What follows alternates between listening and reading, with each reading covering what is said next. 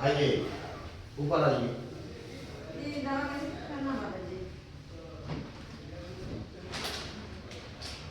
हुजूर सल्लल्लाहु अलैहि वसल्लम के पास जब लोग आते थे तो हुजूर की सुन्नत है कि अल्लाह के नबी सल्लल्लाहु अलैहि वसल्लम की मस्जिद है, एक तरफ खाने का, एक तरफ कपड़ों का इंतजाम है, लोग आए खाना खाएं, 20-20 के और अल्लाह की ताकत का तारुफ भी कराते थे, मगर कुछ देते नहीं थे बल्कि मदद ही करते थे।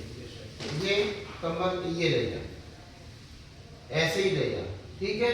रास्ते में ओढ़ने के काम में आएगा, वो बहुत हल्का है, आप परेशान नहीं होना, ट्रेन में आप ओढ़ के बैठ सकते हैं, ठीक है। ये लो, ठीक है भाई, आप चले जाइए, ये उठाओ, ठीक है, आप लिख लो।